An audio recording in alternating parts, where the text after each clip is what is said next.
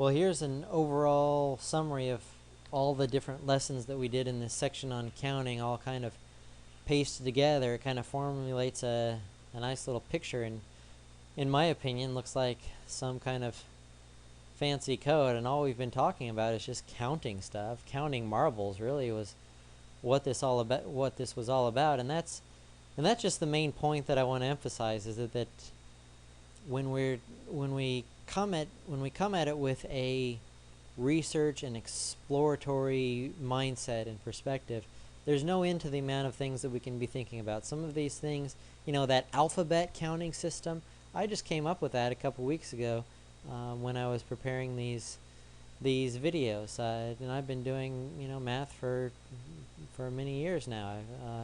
I'm a professional mathematician. I have new ideas. I'm thinking of new ideas. There's no end, and so that's the homework assignment, is don't stop thinking about counting. Even if we're going to move on, there's plenty of things to never stop coming back and think that, oh, I'm beyond that now, and so I don't have to think about that anymore. I got that figured out.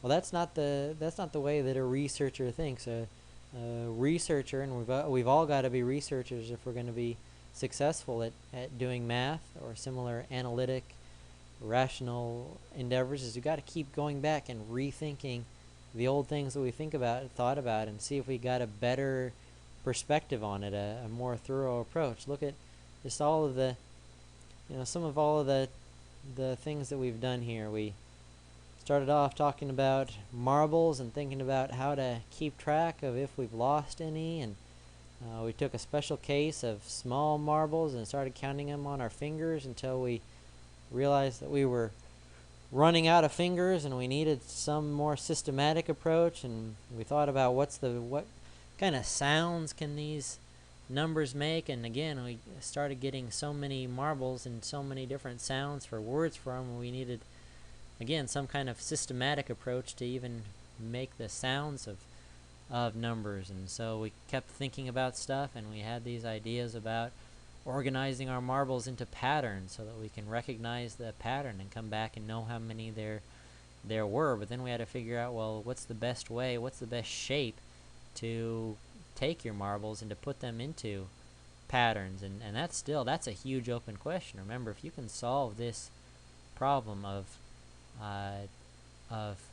taking any set of marbles spilled out on the floor, and you have a fast method to put them into a rectangle, well, you've just solved one of the biggest open problems in mathematics, and you've overturned all of computer security cryptography systems if you can do that. So I mean, right here, huge open question to keep thinking about.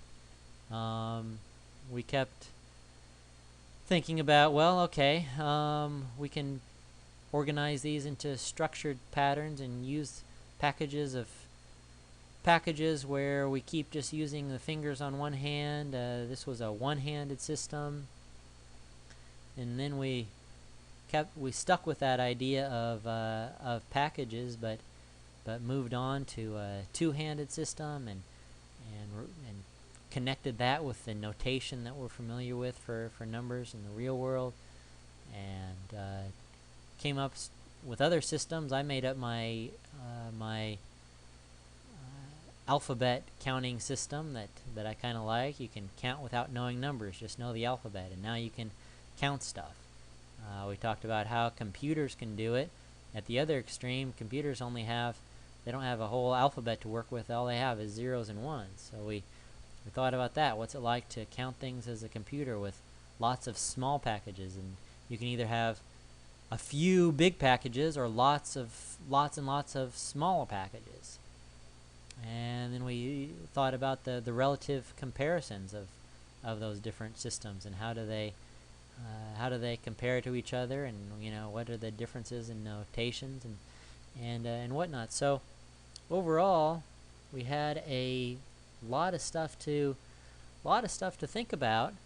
And so again, your assignment is not to stop. And even as you move on and do other mathematics, there's so much to think about just in terms of counting.